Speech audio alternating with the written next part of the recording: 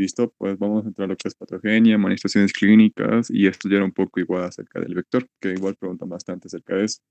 Entonces ya hemos hablado de esto, pero igual vamos a repetirlo. Recuerden que como han visto que el parásito es ciertamente intracelular, entonces casi pues repite los mismos mecanismos, ¿no? Que tiene que utilizar para poder invadir una célula. Entre ellos tenemos una citoadherencia, ya con los receptores de membrana que va a encontrar dependiendo de la célula que afecte, va a ser el mecanismo de la invasión, ¿no? Ya sabemos cómo ocurre eso, ¿no? Siempre la célula trata de aislarlo, formando una vacuola parasitófora, y pues ya hemos visto, ¿no? Que esta termina rompiéndose, los amastigotos se alimentan del citoplasma y termina rompiéndose ya la célula entera. Y eso se conoce como lisis celular. Entonces, las acciones que vamos a ver más frecuentemente en esta patogenia es la acción proinflamatoria y la acción tóxica.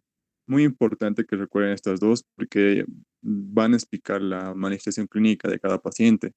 Recuerden que una acción proinflamatoria, pues ya prácticamente en las primeras diapos les dije que causa más que todo patologías cardíacas y entre ellas la más característica es una cardiomegalia. Así que vamos a ver cómo ocurre eso. También ocurre que también puede afectar a tejido digestivo, entre ellos el esófago y el colon, que ustedes han de escuchar igual, y causa también como secundario y terciario un megacolon y un megaesófago, ¿sí? Entonces, eso por su acción proinflamatoria. Y por su acción tóxica, pues como ya hemos visto, este parásito tiene gran capacidad de poder interrumpir o de alterar el sistema eléctrico del corazón, ¿no? Entonces va a producir arritmias que vamos a ver más adelante. Entonces, es por estas dos acciones, ¿no? Y esta acción tóxica principalmente se da en una fase crónica y por los amastigotos, que son los que precisamente liberan esta acción tóxica. También hemos hablado de la teoría autoinmune, ¿no? Que les dije que a veces el mismo cuerpo es el que activa una respuesta inmunitaria contra las mismas células. Entonces, una vez que el cuerpo ataca a las células infectadas, pasa algo que todo, por eso es una teoría, ¿no? No se sabe cómo ocurre a ciencia cierta, pero al atacar las células afectadas o infectadas, empieza o puede empezar a atacar células sanas. Entonces, por eso se maneja que puede haber una autoinmunidad en esta patología, ¿sí? Muy bien, entonces vamos a lo que es más importante, que son las manifestaciones clínicas. Igual, tenemos que dividirlo como hemos dividido hasta ahora en una fase aguda y en una fase crónica, ¿verdad? Hablamos primero de la fase aguda, y estos son los signos que siempre preguntan. Primero, en esta fase aguda hay un signo llamado el de la Romania. ¿A qué se refiere este signo? O también llamado complejo oftalmogangliar. Es lo que estamos viendo en este niño de acá. Y ese es el signo de la Romania. Recuerden que les dije que si bien el parásito entra por las lesiones que el mismo insecto, ¿no? Pica, entonces, pero también hemos dicho que podría dejar, ¿no? Sus heces cerca del ojo y pues la persona se frota los ojos y por vía conjuntival ingresa, ¿verdad? Entonces, el signo de la romanía va a aparecer cuando la vía de ingreso es por vía conjuntival, ¿sí? ¿Y cómo se va a manifestar este signo de la romanía? Como están viendo la imagen, tal cual.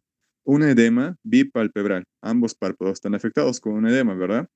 Generalmente va a ser unilateral y puede, o puede que no, puede estar acompañado de adenopatías, ¿sí? Entonces ustedes tienen que, aparte de revisar, obviamente, lo que ya es obvio, pueden revisar la región cervical en busca de alguna adenopatía satélite, ¿no? O puede también estar detrás de la oreja o por delante de la oreja. Lo más frecuente es que sea un ganglio inflamado delante de la oreja, ¿no?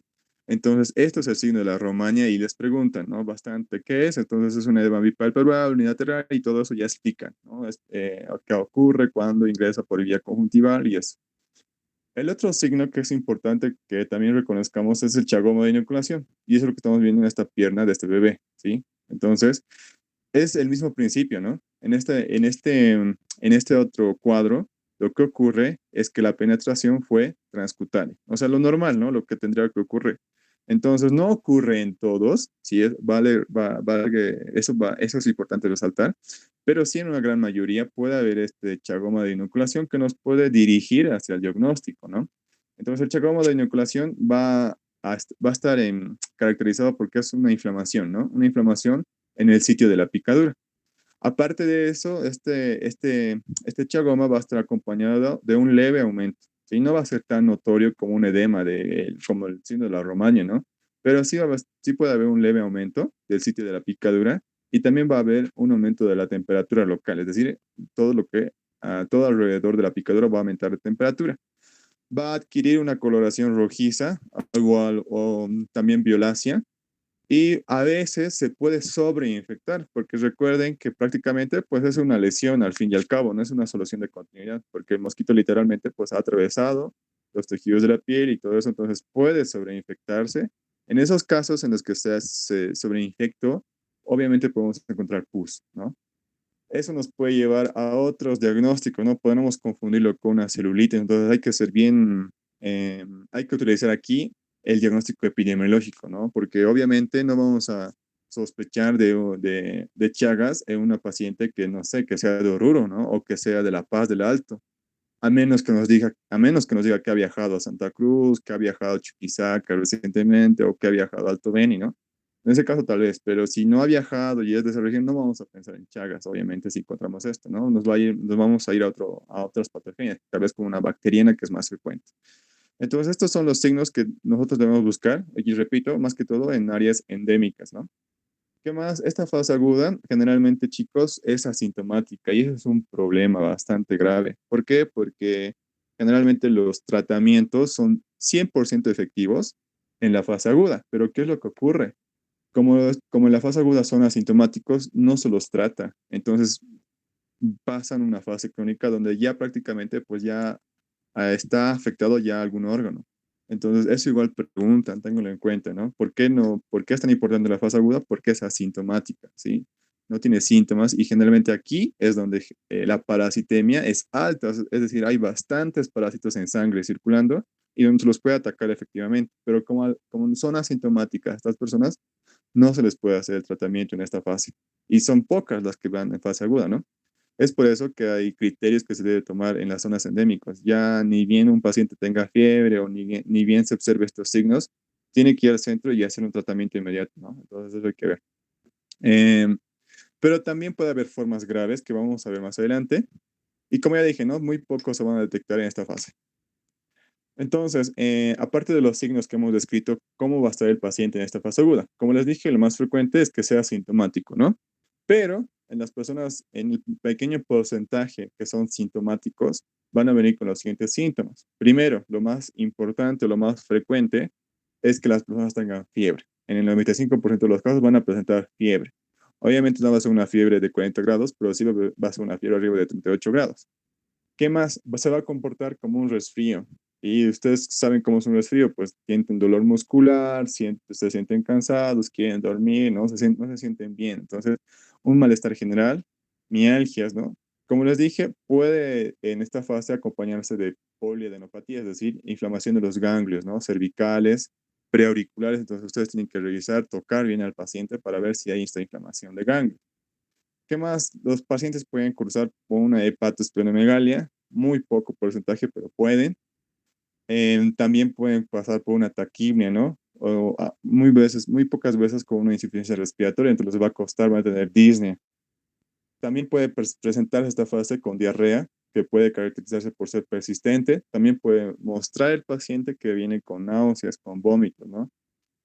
En muy pocos casos, como les dije, puede tornarse más grave y estos casos de gravedad, hablamos de dos casos en particular.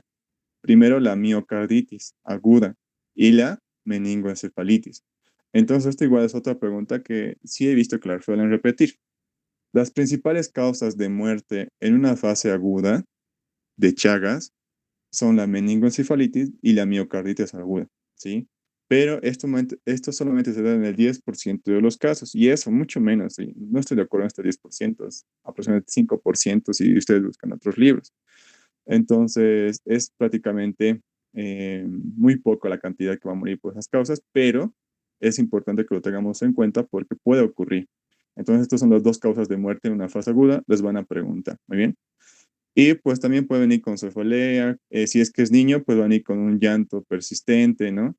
Puede venir con insomnio, con convulsiones producto de la misma meningoencefalitis. Entonces, eso. Y lo que les decía, ¿no? La fase aguda se caracteriza porque hay una alta parasitemia. Entonces, aquí están circulando pues gran cantidad de parásitos en la sangre, que lo ideal sería diagnosticarlo en esta fase aguda.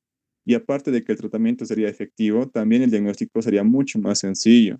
¿Por qué? Porque con una simple muestra de sangre, que vamos a ver más adelante cómo, y un gota gruesa o un frotis, pues veríamos al parásito, ¿sí? Sin más esfuerzo. Entonces, también es importante la fase aguda en el diagnóstico porque es más fácil. Pero como les dije, al ser asintomático la mayor parte, pues no se logra diagnosticarlo en la fase aguda. ¿Qué más? Esta fase aguda puede durar hasta 4 meses. Algunos libros dicen 2 meses, u otros dicen 3, y no creo que les pregunten eso. Pero igual vean en su teórica hasta qué tiempo dice. Y aquí también a veces hay casos en los que se da la famosa muerte de cuna de los niños recién nacidos. Y esto es porque ha habido una afectación ya en el corazón, porque recuerden que literalmente pues se está destruyendo tejido cardíaco, ¿no? Entonces, al ser los recién nacidos, eh, o sea, los recién nacidos, al poder terminar de haber culminado su formación y todo eso, pues son susceptibles, ¿no? Por lo tanto, una afectación cardíaca en los recién nacidos podría ser más grave. En este caso, pues genera una muerte por una arritmia o porque deja de latir. Entonces, eso es la muerte de la cuna puede ser producida por un Chagas, ¿sí? Sobre todo en recién nacidos. Entonces, es igual, pueden preguntarles. Y otros cuadros con mucha menos frecuencia que se pueden presentar en una fase aguda son un aneurisma de punta, que es fatal. Si esto igual es prácticamente el paciente va a morir.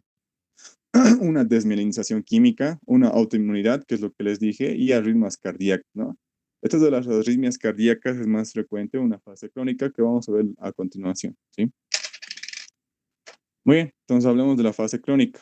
Entonces, aquellas personas que lograron sobrevivir, por así decirlo, y no se hicieron tratamiento en la fase aguda, van a pasar a lo que es la fase crónica.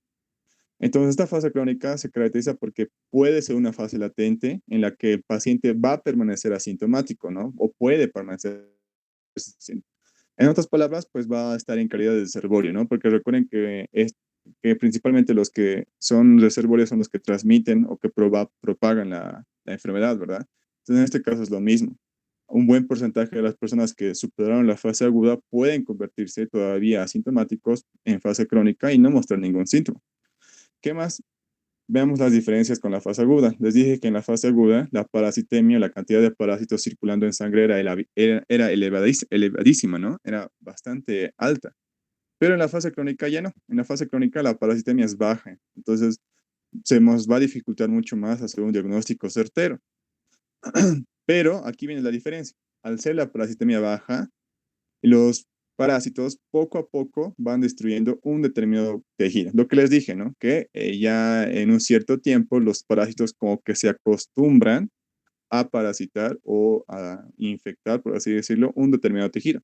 Entonces, en este caso, pues los parásitos que quedan ¿no? en el organismo van a ir destruyendo o van a ir atacando las miofibrias cardíacas. Y no lo van a hacer en semanas o en meses, lo van a hacer en años. Esta es una patogenia que puede durar hasta 40 años, ¿no? Según la literatura que lean, pues dice 40, 30, 25, en los cuales estos parásitos poco a poco van a ir destruyendo el tejido cardíaco. Y no solamente cardíaco, también digestivo, ¿no? Lo que les dije. Entonces, es una característica de la fase crónica.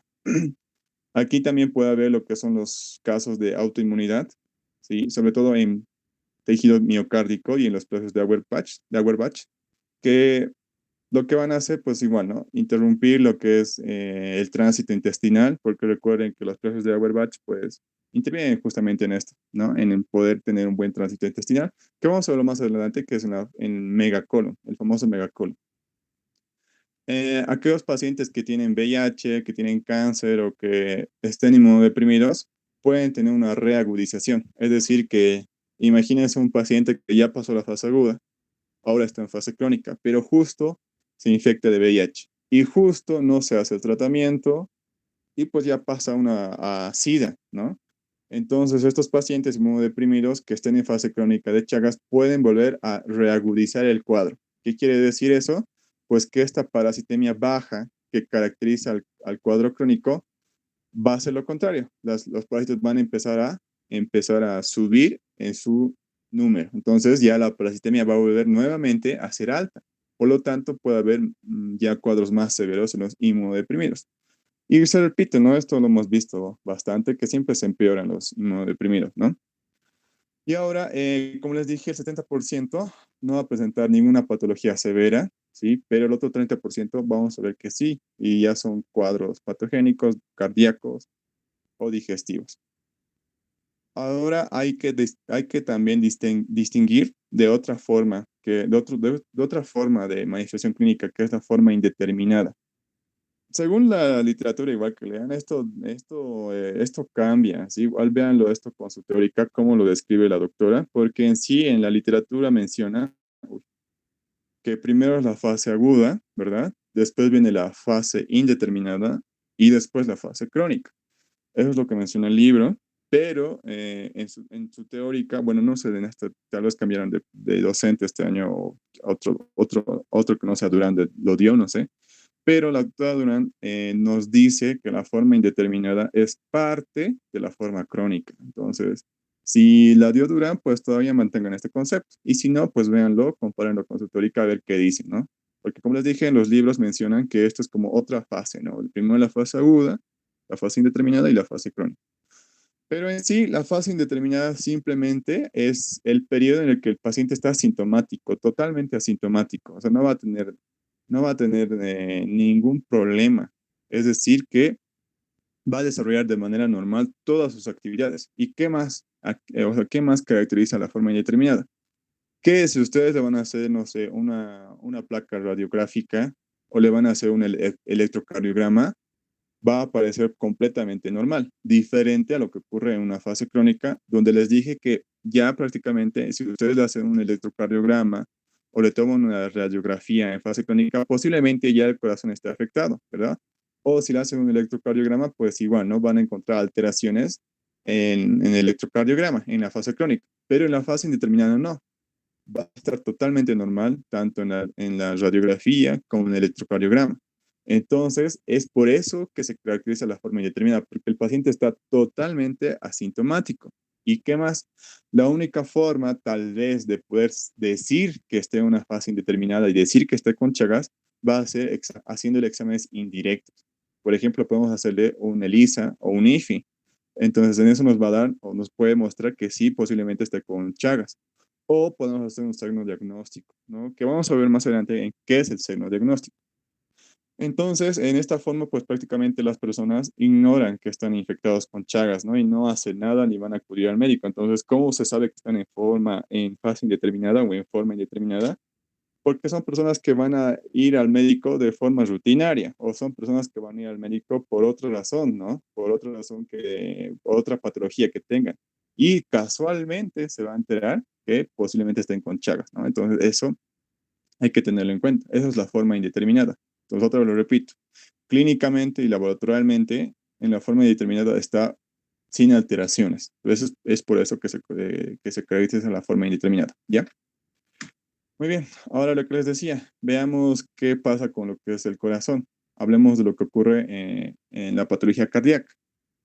Como les dije, aproximadamente de todos los afectados, un 25% al 30% van a presentar alguna afectación en su corazón. ¿Y qué quiere decir eso? Pues que si nosotros le hacemos un electrocardiograma o una radiografía, vamos a ver que hay alguna alteración, sobre todo electrocardiograma, que es donde más frecuentemente se da una alteración en un Chagas.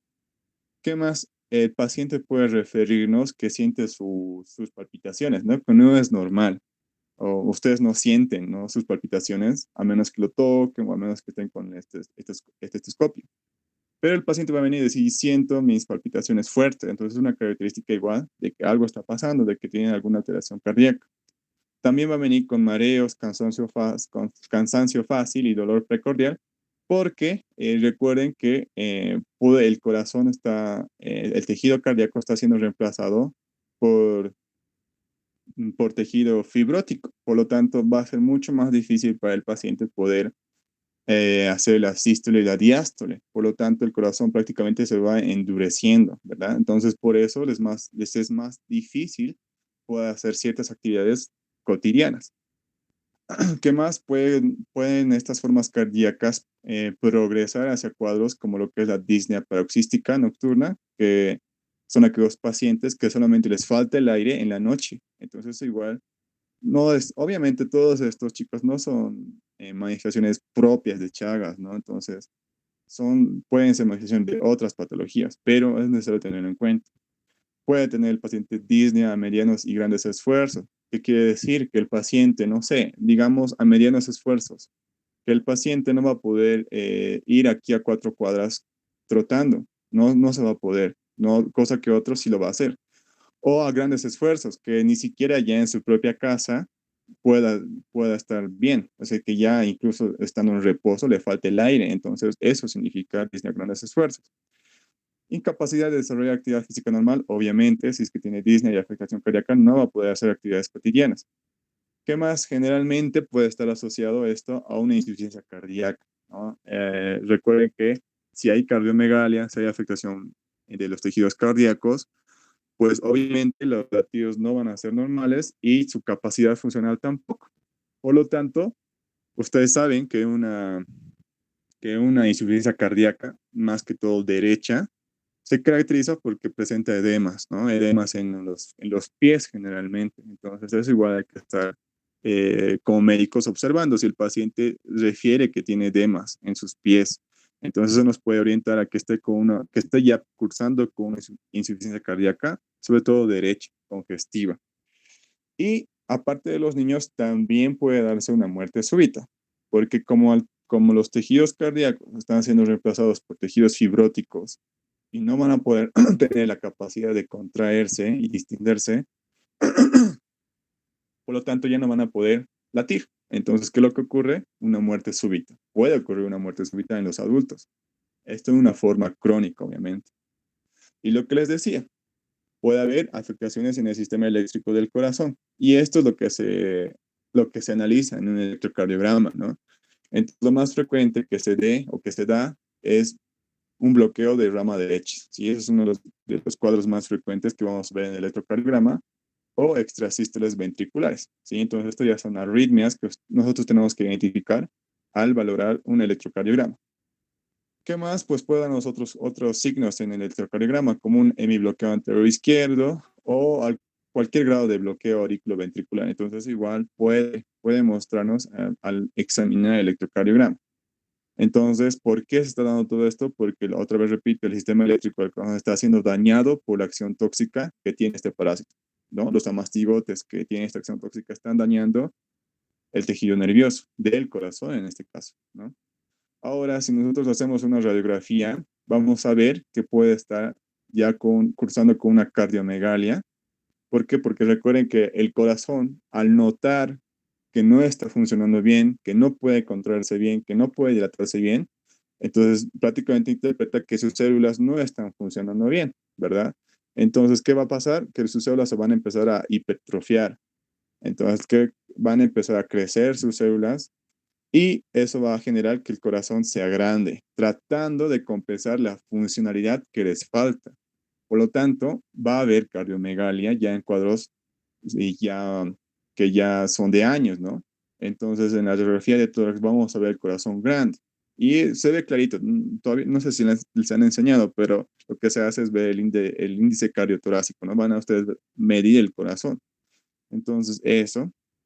Y puede haber también un aneurisma de punta que si se rompe, pues el paciente prácticamente va a morir. Este cuadro de aneurisma de punta es una distensión de los vasos del corazón, ¿no? Entonces, ¿qué es lo que pasa? Que si alguno se rompe, pues ya prácticamente es difícil de poder controlar y hacer que el paciente sobreviva. Entonces, por eso es necesario que los pacientes que vivan o que viven en zonas endémicas y presenten algunos de los síntomas que hemos mencionado, se hagan un chequeo cardíaco. ¿M? Y como complicación de una forma cardíaca tenemos un tromboembolismo pulmonar o cerebral. Entonces, como no se está logrando que la sangre fluya adecuadamente y a veces se puede incluso estancar porque el corazón no está latiendo bien, puede dar la formación de trombos, ¿no? Y estos trombos pues pueden irse hacia pulmón o hacia cerebro y eso ya igual es un cuadro severo, pues es una complicación de las formas cardíacas. Y aquí viene lo de la cardiomegalia. Miren cómo el corazón puede crecer gigante, ¿no? Entonces, otra cosa que nos ayuda a reconocer que el corazón esté con cardiomegalia son los ángulos que los encontramos acá. Este es el ángulo cardiotorácico, ¿sí? Que no se ve, está borrado. Entonces, igual nos puede decir que está con una cardiomegalia. Entonces, y es lo mismo, ¿no? Lo que les dije. Aquí va a haber hipertrofia de las fibras musculares tratando de suplir esa poca funcionalidad que está teniendo el corazón. Aparte de eso, también se está alterando su sistema eléctrico por la acción tóxica que ya hemos mencionado. Entonces, todo eso va a dar el resultado a la cardiomegalia. ¿M?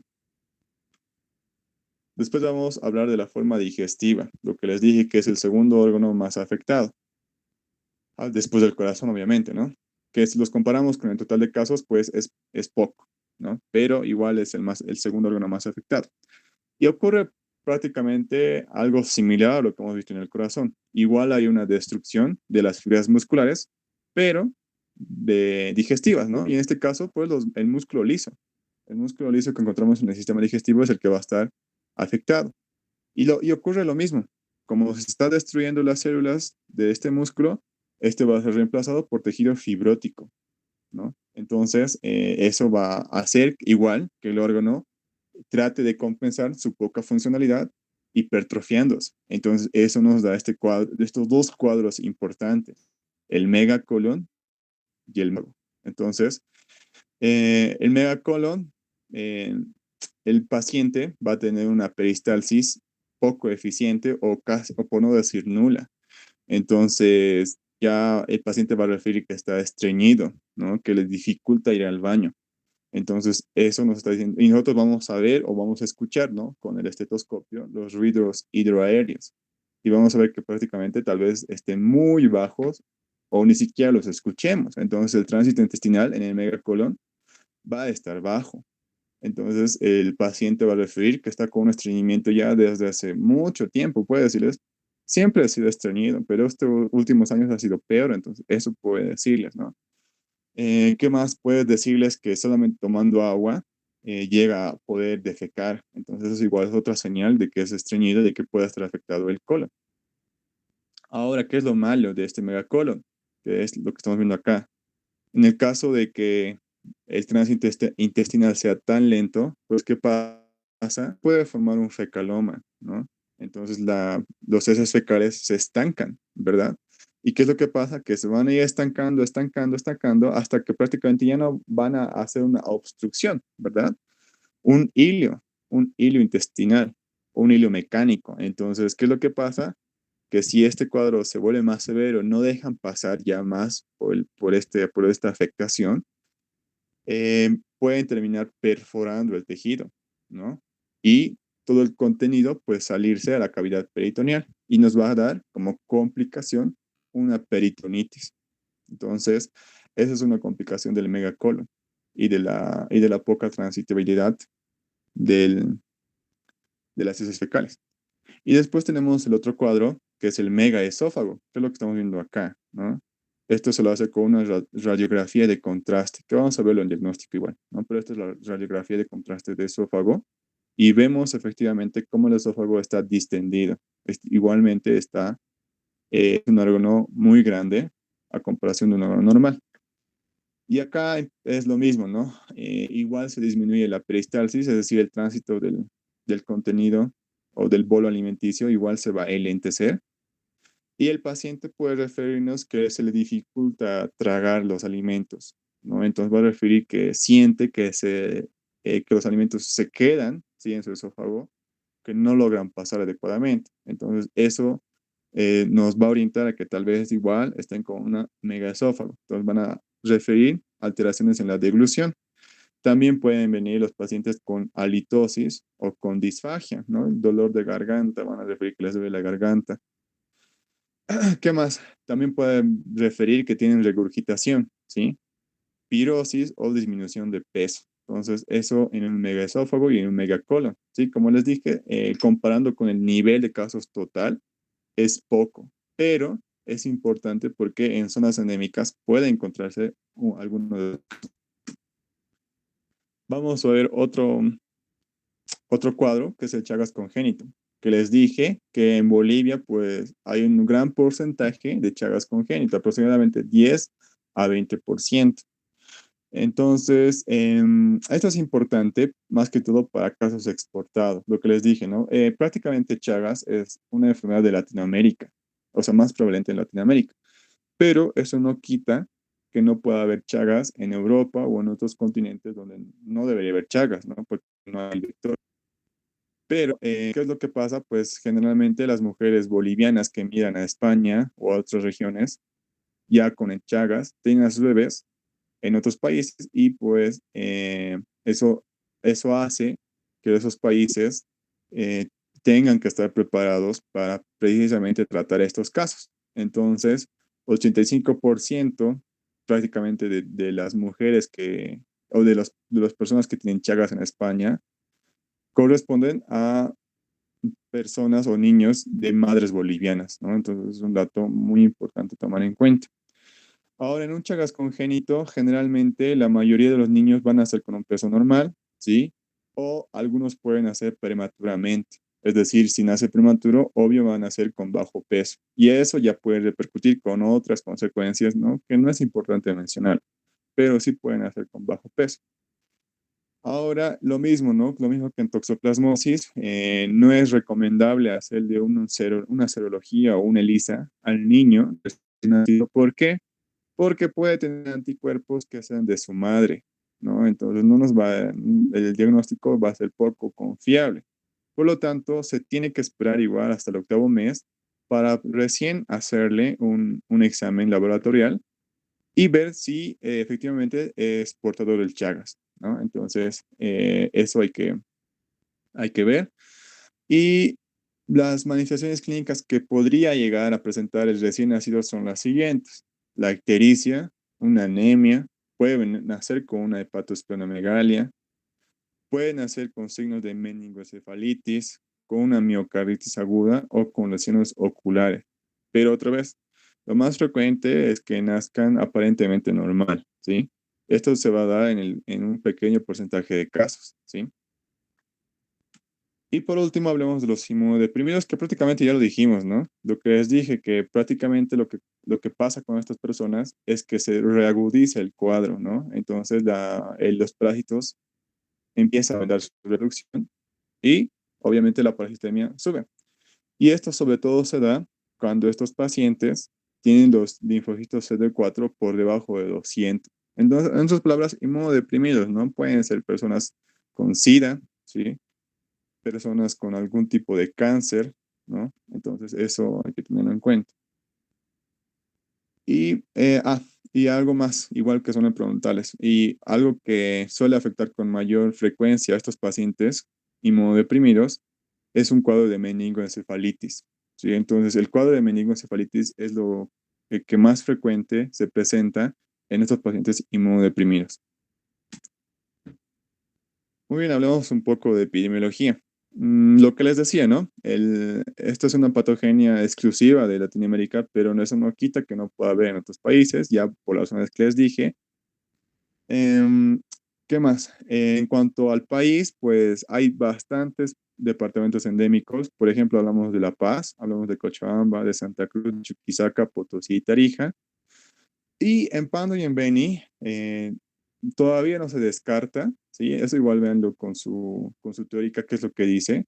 Pero en Pando y en Beni aparentemente es como que recién están apareciendo los casos de Chagas. No es como no son áreas endémicas todavía, ¿sí?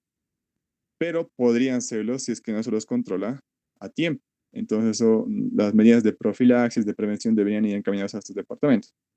En Oruro no hay el vector por el frío, ¿no? Entonces, eso hace que no haya una aparente transmisión. Pero ocurre lo mismo, ¿no? No podemos descartar que no haya casos de Chagas en Oruro.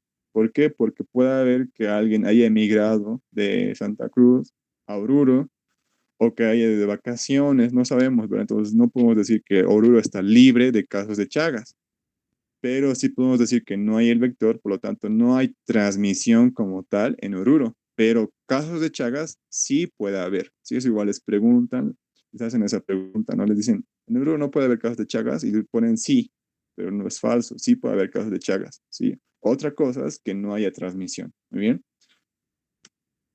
Y ya entramos a lo que es el diagnóstico. El diagnóstico, chicos, como ya hemos visto, pues tenemos que dividirlo en cosas que vamos a que vamos a hacer en una fase aguda y cosas que vamos a hacer en una fase crónica. Ya les adelanté, les dije que hacer el diagnóstico en fase aguda prácticamente es muy poco probable, ¿no? Porque las personas están asintomáticas, entonces el número de casos que se diagnostican en fase aguda es mínimo, ¿sí? Lo más frecuente es hacer un diagnóstico en la fase crónica ya, ¿no? Pero en una fase aguda, los exámenes que podemos hacer son exámenes directos, como el frotis sanguíneo, un hemocultivo, un micrométodo y el método de Stroke. O también utilizar exámenes indirectos como el ISA y el IFI. En una fase crónica, podemos utilizar el seno diagnóstico, que vamos a ver qué es más adelante, o exámenes indirectos como el ISA, hemoaglutinación indirecta o inmunofluorescencia, ¿no? Y también el famoso PCR, que igual no se hace de rutina porque es caro y no está al acceso de todos los pacientes. Hablemos de cada uno. Primero hablemos del diagnóstico directo, que quiere decir que es en el cual vamos a ver directamente al parásito, ¿no? Entonces, lo recomendado para estos exámenes directos es que se los haga en una fase aguda, porque los parásitos pues están en bastante cantidad en la sangre. Pero te lo repito, no es posible en la mayoría de los casos porque los pacientes no van al médico porque prácticamente son asintomáticos. Muy bien. ¿Qué exámenes directos podemos hacer? Primero podemos hacer un examen de sangre fresco, ¿no? A través de una gota gruesa de la sangre periférica, entonces tomamos la muestra, como estamos viendo acá, y directamente lo llevamos al microscopio, ¿no? Y vamos a ver parásitos móviles. Esa es la característica de un examen de sangre en fresco. Eso es algo que podemos utilizar. Lo más frecuente y lo que se utiliza más es el frotis sanguíneo y la gota gruesa, ¿sí? Ojo, no es lo mismo que un examen de sangre en fresco. Es distinto. ¿Por qué? Porque en estos vamos a aplicar colorantes, cosa que no se aplica en un examen de sangre en fresco. Muy bien. Eh, Ahora, ¿qué es lo importante de un frote sanguíneo y de la gota gruesa? Que con el frotis, por ejemplo, podemos observar mejor la morfología del parásito. Y con la gota gruesa tiene mayor sensibilidad. Entonces nos va a asegurar que realmente el paciente está con Chagas, ¿no? Entonces recuerden que un frotis solamente tiene una capa, por eso es más fácil ver la morfología que tiene el parásito, mientras que una gota gruesa tiene varias capas, ¿no? Entonces ustedes ya saben cómo hacer un gota gruesa, ya saben cómo hacer un frotis sanguíneo, no es necesario explicar. Lo único es que una vez que adquieren la muestra con alguno de estos métodos, ustedes seguidamente deben teñirlo con algún colorante. Puede ser una coloración Jameson, ¿no? Y después llevarlo al microscopio a los parásitos. ¿Qué formas van a ver? Recuerden que son los tripomastigotes sanguícolas, ¿no? Entonces, eso es lo que vamos a ver, es lo que tienen que ver ustedes.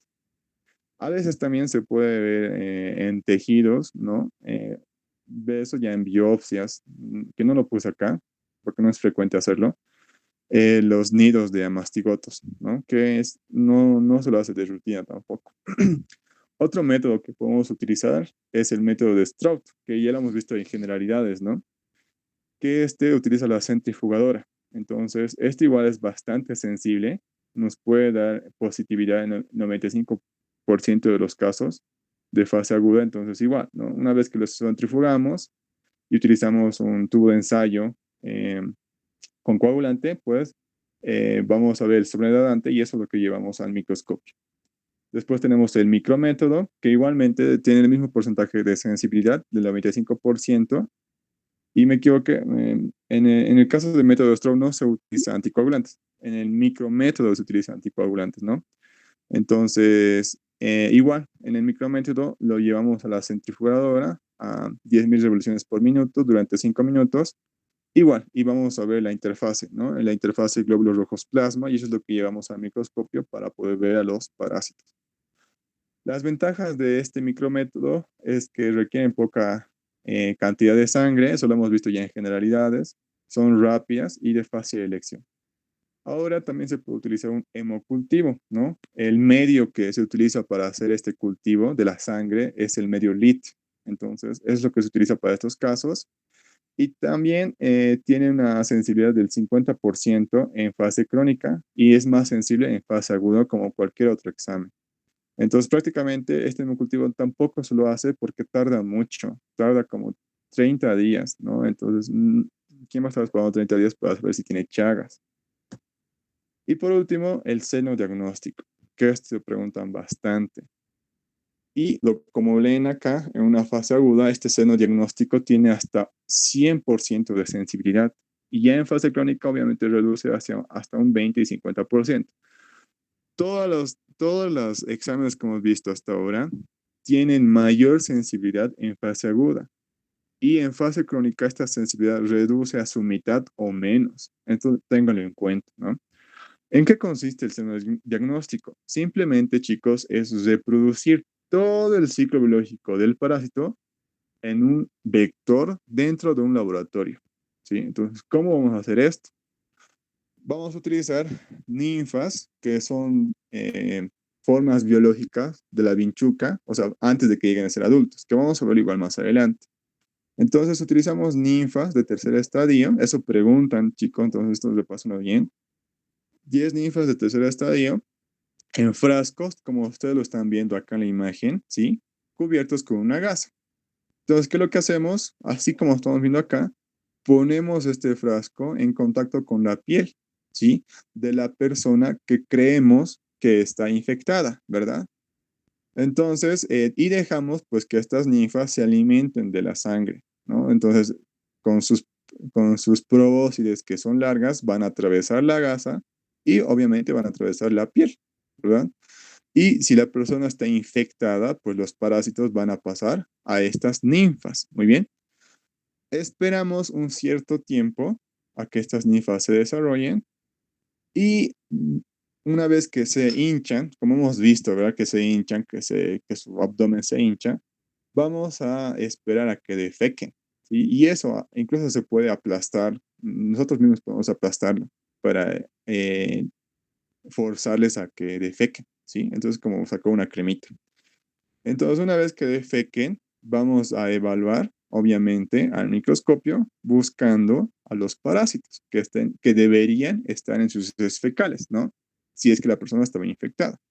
Y si no estaba infectada, pues obviamente no vamos a ver nada en sus heces fecales. Ahora, este escenario diagnóstico no es de rutina tampoco, ¿no? Porque ¿quién va a estar haciendo esto con cada paciente? Más que todo esto se utiliza para estudios de laboratorio, para investigaciones.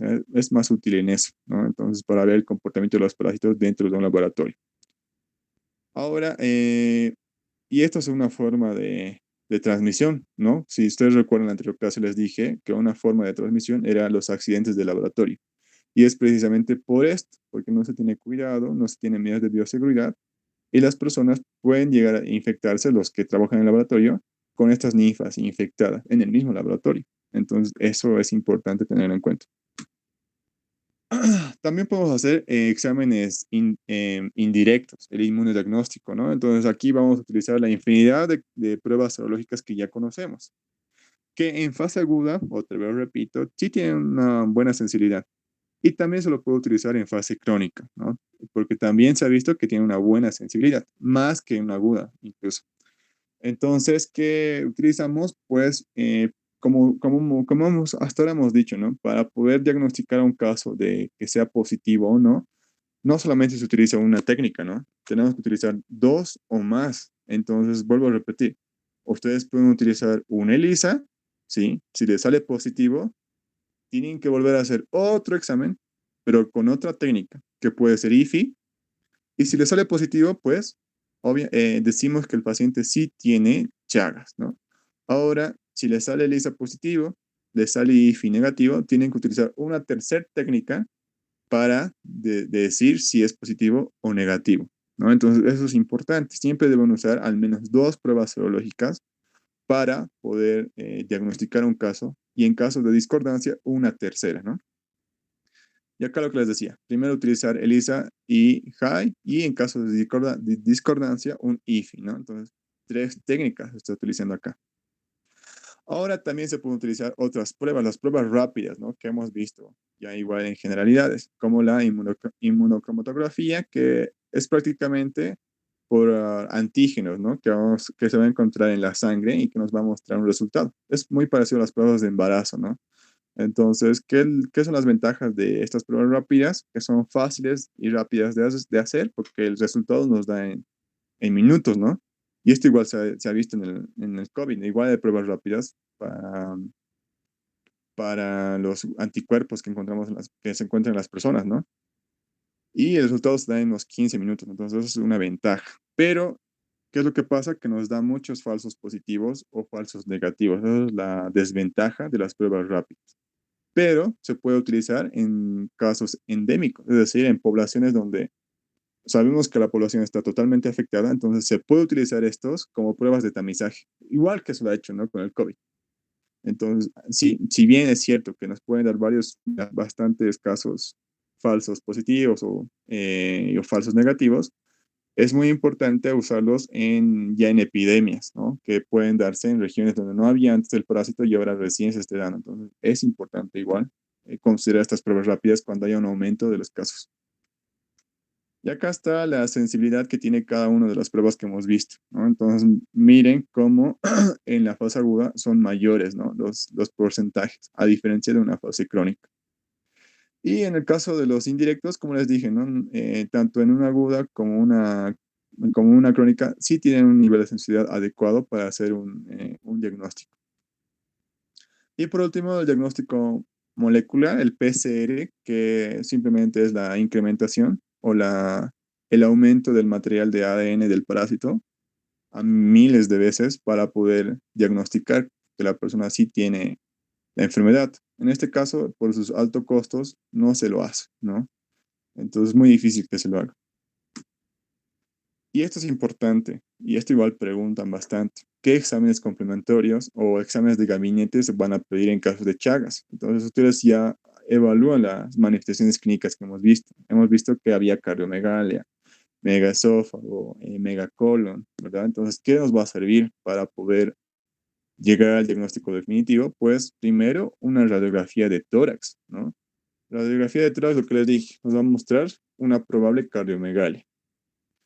Una radiografía contrastada. ¿Para qué? Para ver el megacolon y el megaesófago, ¿no?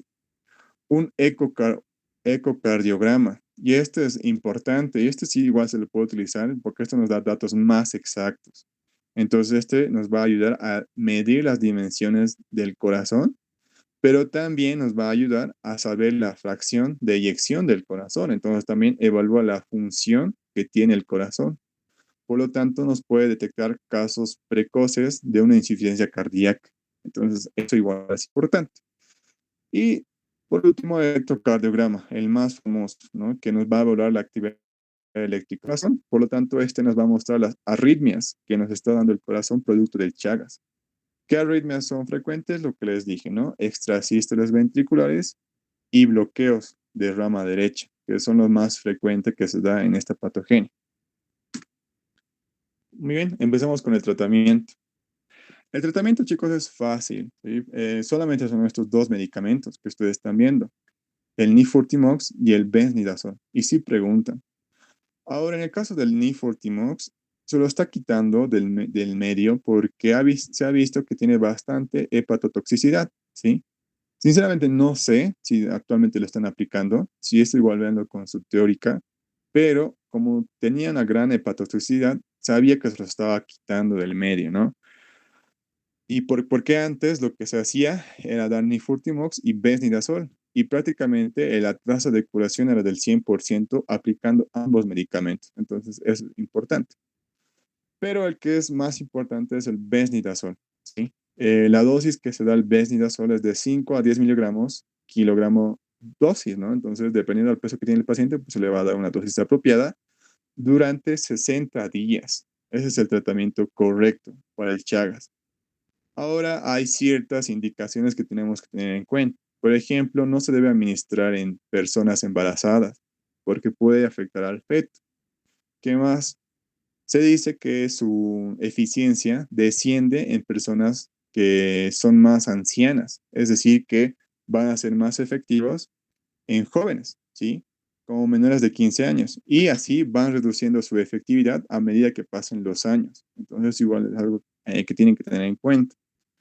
También no se recomienda dar a personas que estén con insuficiencia renal o hepática, pero ahí se tiene que evaluar, ¿no?, el riesgo-beneficio.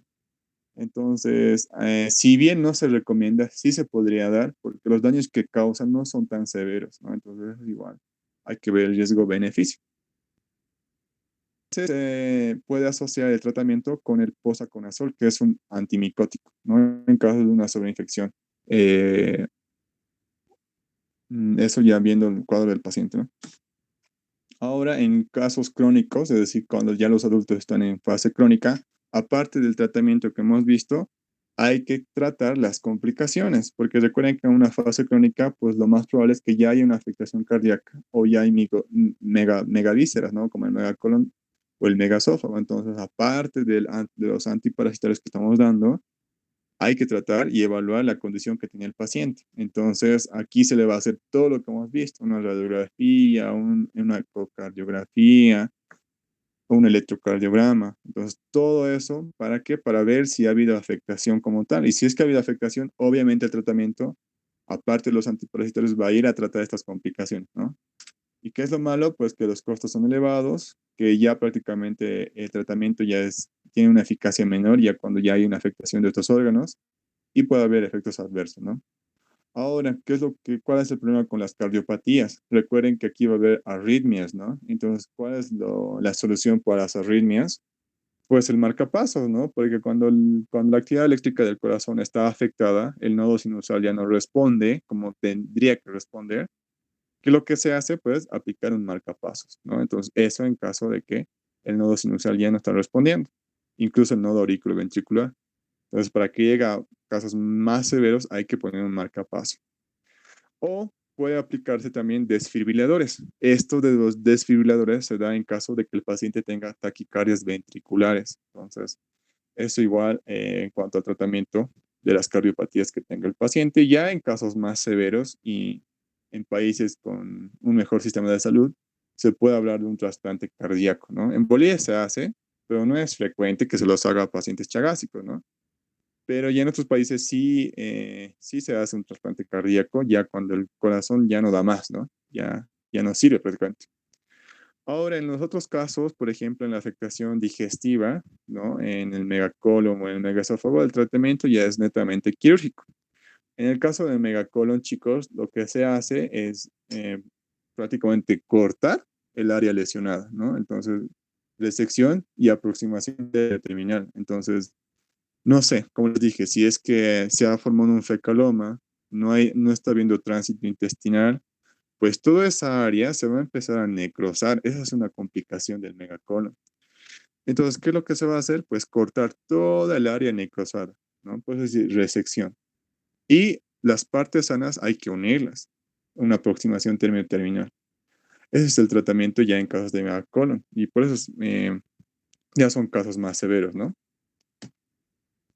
Muy bien, ahora sí vamos a otra parte que es el control, que igual preguntan bastante de esto y ustedes tienen que dominar esto.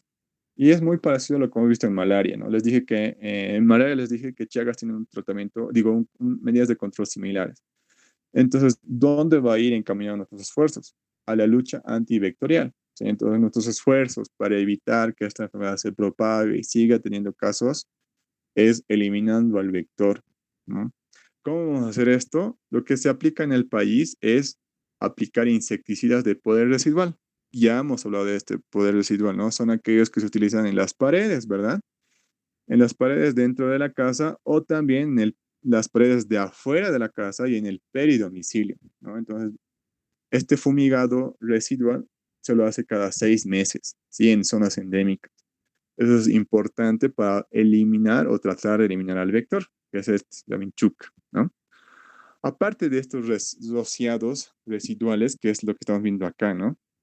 Que está rociando las paredes, también tenemos que recomendar en las poblaciones endémicas mejorar la vivienda. ¿Por qué? porque estas vinchucas, chicos, el problema es que se encuentran en viviendas pobres, ¿no? En viviendas de escasos recursos. ¿Y qué viviendas son de escasos recursos? Pues viviendas de adobe, que tienen el techo de paja, ¿no? En las viviendas que son de madera, ¿no? Entonces, esas viviendas son las más afectadas. ¿Por qué? Porque esta vinchuca se esconde, ¿no? En cualquier lugar se puede esconder. Se puede esconder en las grietas de estas paredes, ¿no? Porque si es de adobe, pues hay una infinidad de grietas. Puede estar ahí su nido. Techo, peor, ¿no? Si es de paja, puede estar todo su techo de paja con vinchucas, ¿no? Porque es un ambiente ideal para estas vinchucas.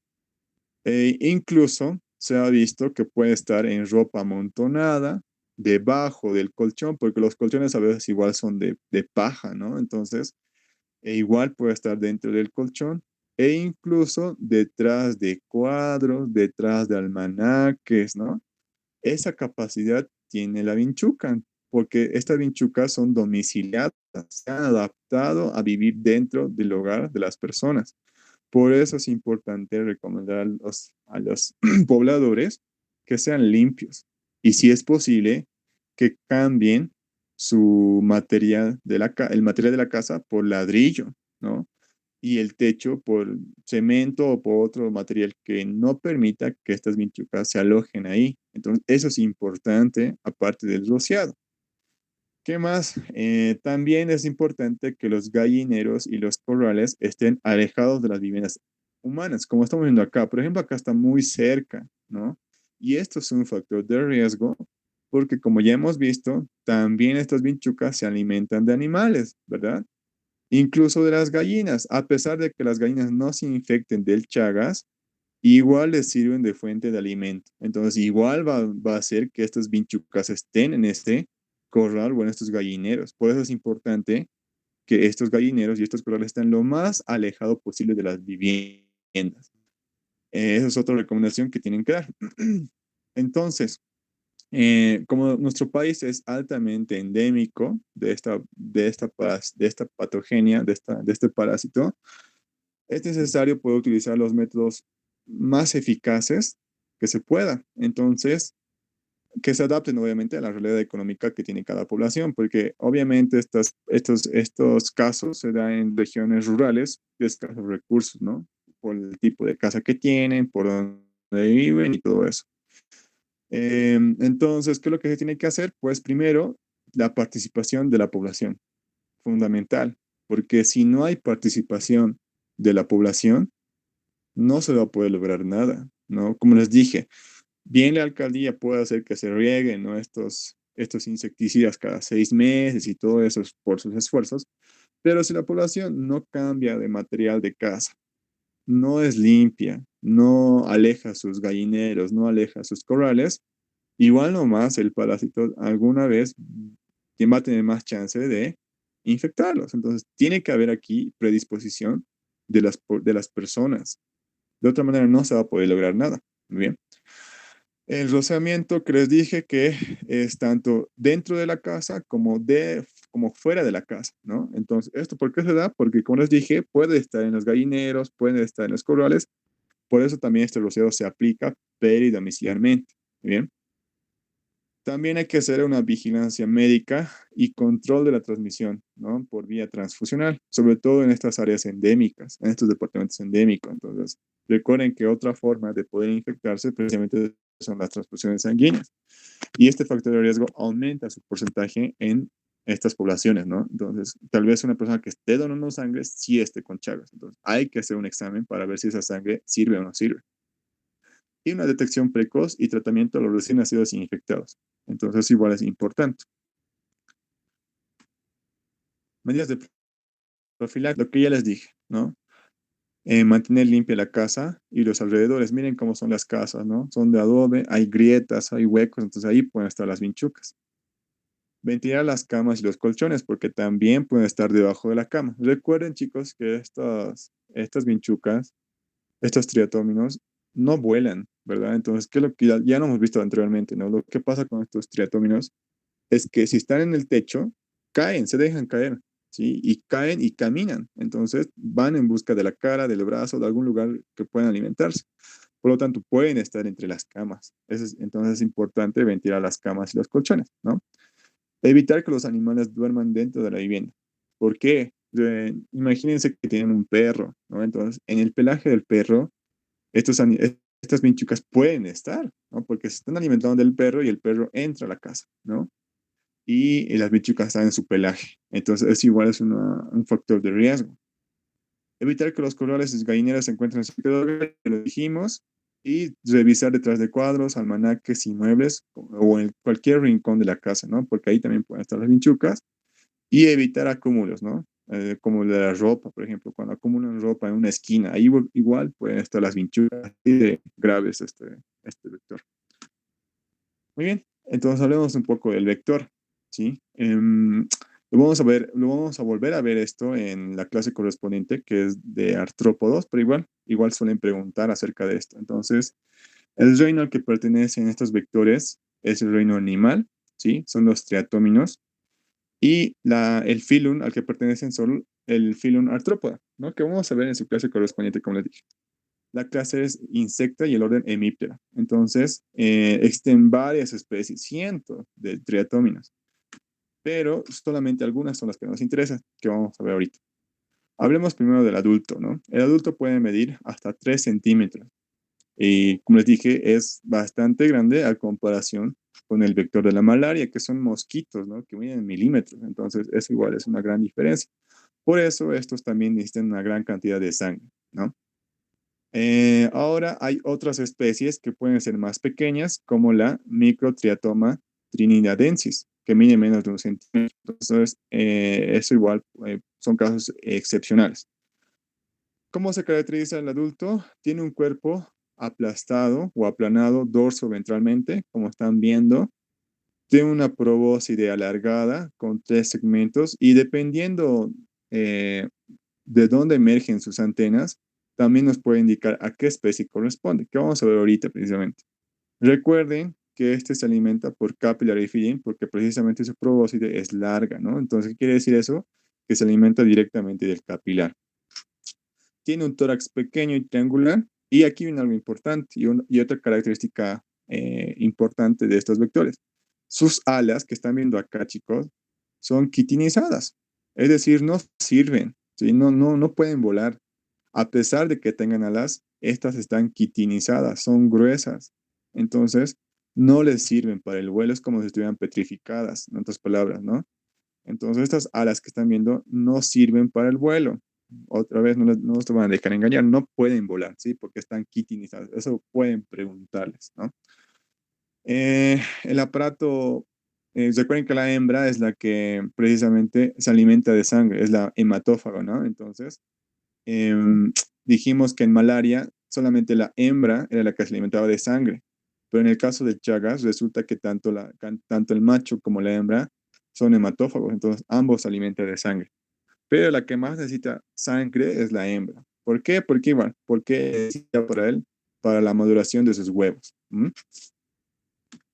Muy bien, acá lo que les decía, ¿no? Dependiendo en qué lugar se originan las antenas, vamos a poder decir a qué especie corresponde, ¿sí? Por ejemplo, hay una especie llamada Rodnius, ¿sí? Vamos a decir que corresponde a Rodnius cuando las antenas nacen frente al clipeo. Sé que estos términos no lo ubican todavía porque son términos que vamos a llevar en artrópodos, en la clase correspondiente, ¿ya? Pero clipeo es una parte de la cabeza del insecto, ¿no? La parte más anterior del insecto. Entonces, cuando estas nacen frente o cerca del clipeo, corresponden a la especie de Rodnius. Cuando decimos que es triatoma, cuando sus antenas nacen a la mitad entre los ojos y el clipeo, ¿no? Entonces aquí está el clipeo y aquí está el ojo y en la mitad nacen las antenas. Y Pastrongylos cuando nacen inmediatamente por delante de los ojos, ¿no? Aquí ven. Entonces, es la manera en que nosotros vamos a saber o decir a qué especie corresponde, dependiendo de dónde emergen las antenas. Y el ciclo biológico, como ustedes están viendo en la imagen, tiene 5 estadios ninfales. ¿Y qué quiere decir eso? Primero está el huevo, Y prácticamente cuando eclosiona el huevo es como una ninfa, se están viendo acá, es como un adulto en chiquitito, un adulto en pequeño, ¿no? Esos son las ninfas. Pero poco a poco va mudando, va mudando, va mudando hasta convertirse en adulto. Entonces las formas biológicas de este vector solamente son tres: huevo, estadios ninfales, que son cinco, y el adulto. Por eso se dice que el ciclo es hemimetábolo. No sé si les pregunten, podrían preguntarles qué es ciclo hemimetábolo, no sé, pero esto igual, como les dije, este término es algo que vamos a ver en la clase correspondiente. Pero bueno, se refiere hemimetábolo porque todas sus formas biológicas tienen hábitos alimenticios similares. ¿Qué quiere decir eso? Que todos estos se van a alimentar de sangre, ¿sí? Y todos estos morfológicamente son parecidos. Entonces, por eso son hemimetábolos. Si comparamos con el ciclo del vector de la malaria, que lo hemos visto, ¿verdad? Que una parte era acuático, era una larva, o sea, no era nada igual a esto. Entonces, el ciclo que tenía malaria, el vector de la malaria era holometábolo, donde sus hábitos alimenticios y sus hábitats son distintos. Mientras que en un ciclo hemimetábolo, como ustedes están viendo, sus hábitos alimenticios, su forma morfológica y sus hábitats son similares. A eso se refiere, ¿no? Ahora, las ninfas, como les dije, pues ya desde el primer estadio se alimentan de sangre. ¿Por qué? Porque necesitan de la sangre para poder mudar a su siguiente estadio ninfal. Este estadio o este ciclo biológico puede durar de meses hasta 2 años, ¿sí? Y las hembras pueden oviponer ya a partir de los 15 días, ¿no? De su última muda. Y ahora sí hablemos de las especies que hay en Bolivia. El más importante es el Triatoma infestas. Este es prácticamente el responsable de la propagación del Chagas. Este es el principal vector no solamente a nivel Bolivia, sino a nivel Sudamérica. Entonces, es por eso que este es el más importante, porque es el responsable de la tasa de transmisión de Chagas. Ahora, como ya hemos mencionado en la anterior clase, pues hay focos tanto domésticos como silvestres, ¿no? Hay un ciclo silvestre también, que es el que se da ya en área selvática, ¿no? Entre los animales silvestres y las mismas vinchucas, porque recuerden que las vinchucas no solamente se alimentan del hombre, también de animales, ¿no? De la infinidad de mamíferos. Entonces, hay un ciclo selvático que puede ser interferido por el hombre. Y lo mismo que hemos visto, ¿no? ¿Por qué? Porque el hombre, generalmente de escasos recursos, de estas zonas rurales tropicales, hace su casa de madera en estas regiones selváticas, donde no hay nada, solo están puro árboles, puro animales selváticos. Entonces, ¿qué es lo que pasa? Que si interviene en este ciclo silvestre, el hombre puede estar afectado, ¿no? Entonces, eso igual. Y también hay especies, ¿no? Que son domesticadas y especies que son silvestres. Entonces, es igual que tener en cuenta. En el caso de Triatoma infestan, es una especie domesticada, es decir, domiciliada, diré, no domesticada, perdón el término, domiciliada. ¿Qué quiere decir eso? Que se ha adaptado a vivir dentro del domicilio o también fuera del domicilio, pero a nivel peridomiciliar. Entonces, una especie que es tanto domiciliada como peridomiciliada, ¿no? Entonces, puede estar alrededor de la casa. Es por eso que Trinatoma infestans es el principal vector, por este hecho. Eh, como ya saben, en las poblaciones lo conocen como vinchuca, ¿no? Y Bolivia todavía está luchando para poder erradicarlo. Uruguay y Chile, por ejemplo, ya erradicaron el vector, ¿no? Pero Bolivia aún está lejos porque también hay elevada todavía cantidad de casos, ¿no? Entonces significa que no estamos yendo por buen camino. Lo que les dije tiene gran capacidad de esconderse o de habitar en grietas, en techos de paja, detrás de cuadros, en ropa acumulada. Y recuerden que cuando hay un gallinero cerca de la casa, pues vital es como su fiesta de estas vinchucas, porque también se van a alimentar las gallinas, ¿no? Que también pueden alimentarse de la sangre. Y lo más importante, recuerden que tienen hábitos nocturnos, ¿no? ¿Por qué? Porque por el tamaño que tienen, pues sería fácil que una persona que esté despierta las mate. Pero ya cuando están durmiendo, pues aprovechan eso y se dejan caer de los techos y empiezan a buscar a regiones descubiertas, ¿no? Se dice que son guiados por el CO2, ¿no? Que es exhalado por las personas. Entonces te dice que es una teoría, ¿no? Que se maneja, por eso es que afectan más a cara. Ahora, hay otras especies que están todavía en análisis, todavía están siendo estudiadas. Entonces, ¿qué quiere decir eso? que se está viendo su capacidad vectorial, ¿no? Se está viendo su capacidad domiciliada, porque como les dije, hay una infinidad de especies, pero que son silvestres y que no transmiten el Chagas, ¿no? Pero en este caso hablemos de las más importantes en Bolivia. Hablemos del Triatoma sordida, ¿no? Se ha visto que el Triatoma sordida tiene una gran capacidad de adaptarse al domicilio, ¿sí? Pero hablando de capacidad vectorial, es muy baja. Solo se han visto unos cuantos casos en los cuales este vector ha podido transmitir el Chagas, ¿no? Pero lo importante de esto es que se tiene que hacer un seguimiento de este vector porque al tener una gran capacidad de ser domiciliado, puede también convertirse en un vector, o sea, puede adaptarse a tener al parásito dentro y convertirse en un vector, ¿no? Pero aún sigue siendo poco importante epidemiológicamente, ¿no? Porque todavía no se ha visto que transmita como tal al parásito.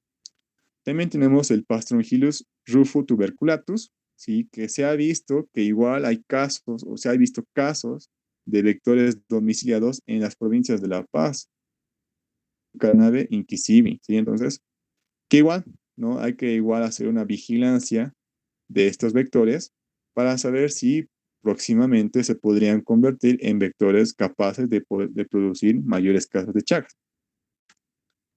También tenemos el Pastrongyrus megistus, ¿sí? Que igual es una especie que puede ser domiciliada en Bolivia, que todavía no lo es, pero puede tener una gran capacidad, ya que en Brasil sí lo es, ¿no? En Brasil sí es una especie domiciliada.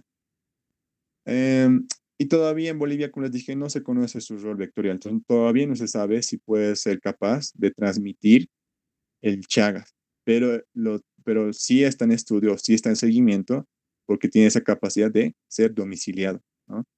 Después tenemos el Rhodnius stali, ¿sí? Que se ha visto que hay bastantes poblaciones domiciliadas, pero no palabra lo voy a arreglar, que se ha visto sobre todo en los Yungas, en Alto Beni y el Chapare. Sobre todo se dice que este Rhodnius stali, Rondo Beni, ¿no? Y eso entra en un parcial. ¿Por qué es importante? Porque igualmente, ¿no? Se ha visto que tiene gran capacidad de ser domiciliado y peridomiciliado, ¿sí? Y después están las especies que están en Bolivia, pero que no son importantes epidemiológicamente porque no son domiciliadas ni peridomiciliadas ni se ha comprobado su papel vectorial. Entonces no es necesario mencionarlas ni describirlas. Ahora hay un triatoma boliviano que recientemente se ha descrito, ¿sí? En La Paz, ¿sí? Entonces, es una especie que todavía está en estudio y recién se está conociendo su capacidad vectorial y su capacidad de adaptarse, ¿no? Al domicilio. Después tenemos el Rhonius prolixus y el Triatoma dimidiata, que igual, ¿no? Que tiene una importancia epidemiológica no en Sudamérica, sino en centro y en el norte de Sudamérica. Entonces, que igual todavía no representa en Bolivia un problema en cuanto a vectores, porque todavía igual no se ha demostrado su capacidad vectorial. Entonces, igual está en estudio. Entonces, lo importante de todas las especies que hemos mencionado es analizar, ¿no? Sobre todo las primeras, su rol domiciliar, ¿no? Entonces, si tienes la capacidad de poder estar dentro del hogar o en el peridomicilio. ¿Por qué? Porque si pueden adaptarse de esa manera, también podrían adaptarse a ser vectores eficientes del Chaga. Entonces, ya no solamente Triatoma infestan sería un problema, sino también esas especies. Entonces, por eso hay que hacer un seguimiento, sobre todo en Bolivia, ¿no? Donde los casos son disparados. Y eso, chicos, sería el tema. No sé si tienen alguna pregunta o algo que quieran que se... De los que tienen Chagas son diagnosticados por serología. O Sí, la mayoría es diagnosticado por serología, porque recuerda que la fase donde se diagnostica es la fase crónica, ¿no? Entonces, en la fase crónica lo que se utiliza más precisamente es la serología, porque como hemos visto, la gota gruesa o todos los exámenes que hemos visto, su sensibilidad reduce drásticamente. Entonces, sí, es más frecuente que las personas sean diagnosticadas en fase crónica con serología. ya. Y en Dale. Bolivia, cardiopatía chagásica, ¿era más frecuente o era el megacoro? No, no, no. No solamente en Bolivia. en todo el mundo lo más frecuente es las cardiopatías. Después vienen las afectaciones digestivas. Como te dije, o como dije, ¿no? Como mencioné en la diapositiva, las afectaciones digestivas son infrecuentes, ¿sí? O sea, tomando un total de casos, pues el número de casos con afectación de megacolon o megasófago es muy bajo. Lo frecuente siempre es una cardiopatía, ya sea una cardiomegalia, una insuficiencia cardíaca o una arritmia. Ay, gracias. Dale, chicos, Y ¿alguna una otra? cosita, perdón. La Dígame. serología positiva eso era bueno para el recién nacido, ¿no? Era un marcador de infección. Claro, o sea, recuerden que para un recién nacido no van a hacerle serología ni bien nazca, ¿no? Tienen que esperar ustedes 8 meses para poder hacerle ya sea ELISA, ya sea IFI o cualquier técnica que elijan. Entonces, pasados los 8 meses, recién van a poder hacerle un examen serológico al niño. Sí, y la misma regla, ¿no? Pueden aplicar dos técnicas y si las dos técnicas les sale positivo, pues es positivo. Y si no, aplicar una tercera para asegurarse. Es a partir de los 8 meses. Ah, ya, entonces antes no se puede, siempre No. después de los 8 meses. Sí, porque recuerda que la madre transmite sus anticuerpos, ¿no? Entonces los anticuerpos que podría tener el bebé antes de los 8 meses podrían ser de la madre y no de él como tal. Entonces podría darnos un falso positivo. Ah, ya, gracias. Y según lo último que dijiste, triatoma infesta sería, ¿no? Lo más frecuente en Bolivia por esto, por la forma de Sí, las sí, casas, las grietas. Triatoma infesta es el vector ganador frecuente de Bolivia. ¿Por qué? Porque es domiciliado y es peridomiciliado. Es el que es responsable de del casi 60% de los casos de Chagas. Ah, ya, gracias. Muy bien, chicos. ¿Otra pregunta?